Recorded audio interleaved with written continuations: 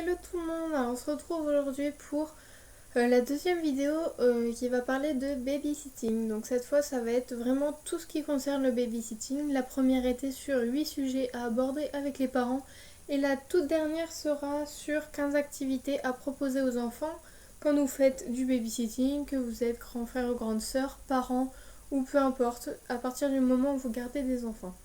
Donc, tout d'abord, il faut savoir que la première chose qui peut vous faire connaître, on va dire, c'est le bouche à oreille. Donc, si vos parents peuvent en parler autour d'eux, si vous pouvez garder les enfants de vos voisins, d'amis, de vos parents, d'amis à vous, n'hésitez pas à essayer de vous faire connaître comme ça ou laisser des petites annonces dans les commerces de votre village, de votre ville. Et le numéro 2 qui marche aussi est Internet, donc tous les sites Internet qui permettent de trouver des petites annonces et tout ce qui va avec. Premièrement, pour l'entretien, donc le premier rendez-vous avec les parents pour savoir, pour faire connaissance tout simplement. Donc savoir plus, pour que les parents en sachent plus sur vous, que vous en sachiez plus sur le mode de vie des enfants et tout ce qui va avec. Donc premièrement, n'amenez pas forcément un CV, mais un peu un dérivé du CV. Faites une fiche avec tout ce que vous avez fait auparavant, vos expériences. Donc si vous avez gardé 5 enfants, marqué 5 enfants, quand, dans quelle situation, pendant combien de temps. Donc par exemple, je sais pas, vous avez gardé votre petit frère ou petite sœur pendant 2 ans de tel âge à tel âge, tous les jours ou que les mercredis. Voilà, marquez un petit peu tout ça. Si vous voulez pas être trop précis, ne le soyez pas, mais vous pouvez marquer pour qu'ils sachent un petit peu vos expériences et afin de les rassurer encore plus. Deuxième chose, vous pouvez vous vanter un petit peu au niveau... Enfin, vous pouvez dire que vous êtes très respectueux ou très respectueuse, ponctuel, mature, responsable. Vous pouvez donner plein de petites choses comme ça qui peuvent vous aider à être apprécié par les parents. Et la troisième et dernière chose, c'est parler donc du prix et des horaires. Donc le prix, il faut savoir qu'en général, ça tourne entre 5 et 9 euros de l'heure. Maintenant, ça varie selon si c'est en ville ou en campagne, dans les grandes villes ou dans des petites campagnes. Ça varie aussi selon si vous gardez les enfants le jour et la nuit. Forcément, si l'enfant dort quand vous le gardez, c'est juste de la surveillance si jamais il se réveille. Donc ça, vous serez moins payé que si c'est toute une journée à s'en occuper, même si c'est le même nombre d'heures. Donc voyez ça avec les parents. Et aussi, ça dépend du nombre d'enfants à charge. Bien sûr, si votre prix à l'heure est de par exemple 6 euros, c'est pas parce que vous aurez 2 enfants que vous serez payé 12 euros. Vous n'êtes pas obligé de marcher comme ça, sinon forcément les parents ça va leur revenir cher. Mais vous pouvez faire à moitié prix, donc 5 plus 3, 9, 8. Oui, 8, pardon. Donc voilà, faites un petit compromis.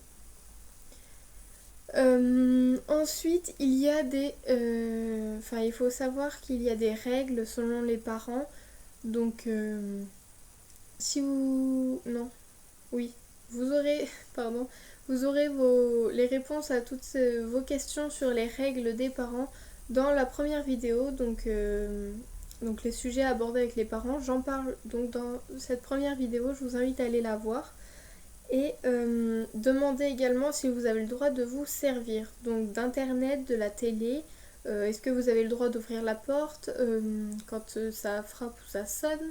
Est-ce que vous avez le droit de répondre au téléphone et de prendre les messages? Est-ce que vous avez le droit je sais pas, d'utiliser les jeux vidéo qu'il y a dans la maison? Est-ce que vous avez le droit de donner des bonbons aux enfants? Voilà, demandez toutes ces choses-là pour être sûr de ne pas faire de bêtises le jour J. Si vous n'êtes pas sûr, le jour où vous gardez les enfants, ne faites pas, on ne sait jamais. Sauf si vraiment c'est nécessaire. Voilà. Ensuite, on va passer à mes conseils pour avant la première garde, donc juste avant, entre la période de l'entretien et la période du jour J. Donc déjà, vous pouvez faire un essai. Donc même quand les parents sont à la maison, par exemple un dimanche matin, ou après-midi, peu importe.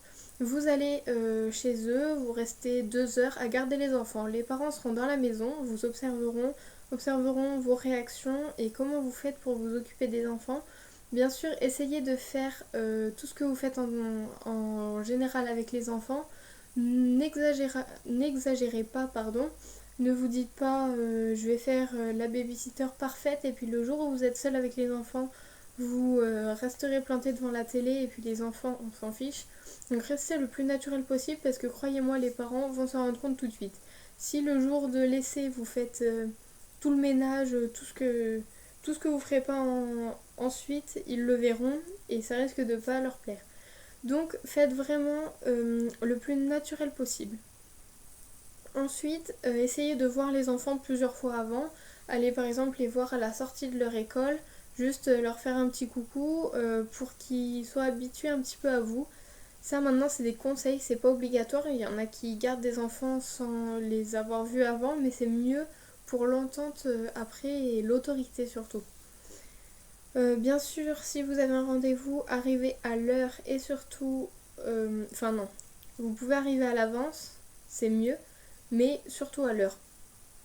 Et dernière chose que je peux vous conseiller pour avant la première garde, c'est un agenda pour noter tous les rendez-vous ou tous les moments où vous allez garder les enfants. Donc un agenda assez petit, c'est mieux pour mettre dans votre sac, mais essayez de vous organiser avec un agenda pour ne pas oublier un samedi après-midi d'aller garder les enfants alors que c'était prévu.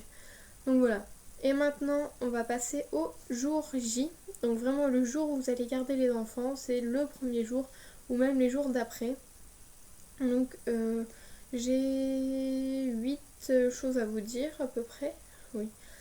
Donc déjà premièrement faire attention aux dangers, tout ce qui est casserole quand vous faites à manger, les escaliers, faites attention s'il y a des enfants très petits. Maintenant s'il y a des enfants de 8 ans, c'est pas besoin de... Enfin c'est pas dans l'obligation de faire attention, mais restez toujours vigilant dans les choses qui peuvent être dangereuses pour les enfants. Deuxièmement, si un enfant s'approche trop de la gazinière ou des choses comme ça, vous vous accroupissez, enfin vous vous mettez à sa hauteur et vous lui expliquez que les casseroles c'est chaud et tout ça. Expliquez aux enfants, ne les laissez pas, il faut pas les gronder directement, il faut leur expliquer le pourquoi du comment. Et dites-leur surtout, attention, ne pas courir dans la cuisine et tout ce qui se passe à côté.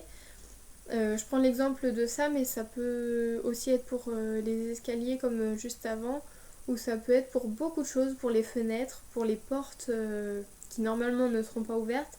Essayez de demander aux parents s'ils ne peuvent pas installer une barrière aux baies vitrées par exemple quand elles seront ouvertes, si ça vous rassure et que vous pensez que ce sera mieux pour les enfants. Voyez avec les parents, ça peut toujours être possible d'aménager comme ça. Voilà. Troisième chose qui est très importante, faut toujours garder un œil sur les enfants et être dans la même pièce.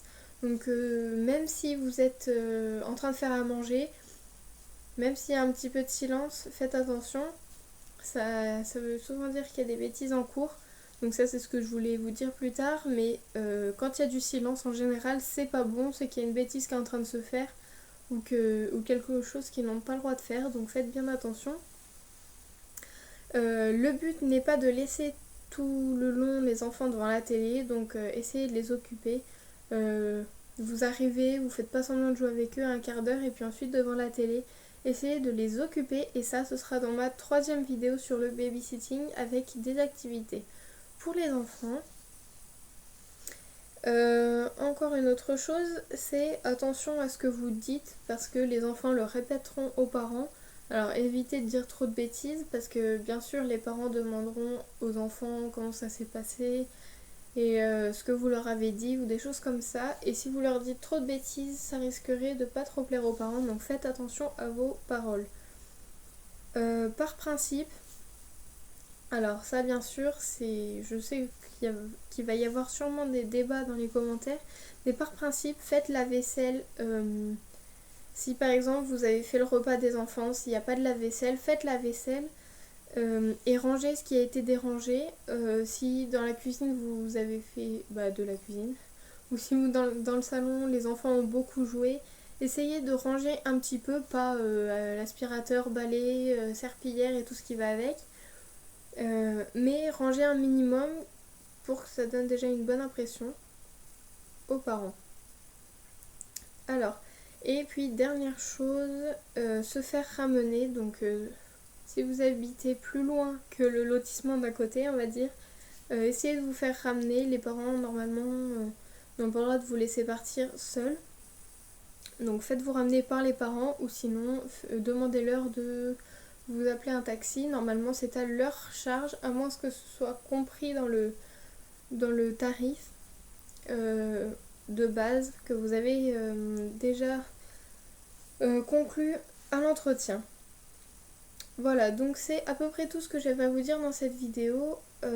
Si vous avez d'autres choses à me demander, je pense que vous allez me demander à partir de quel âge on peut faire du babysitting.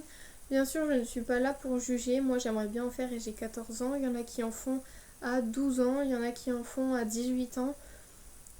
Je pense que dès qu'il y a la maturité, vous pouvez faire du babysitting. Maintenant, il faut toujours trouver des parents qui veulent vous faire confiance et qui vous trouvent assez matures pour garder leurs enfants, parce que c'est vraiment pas rien du tout.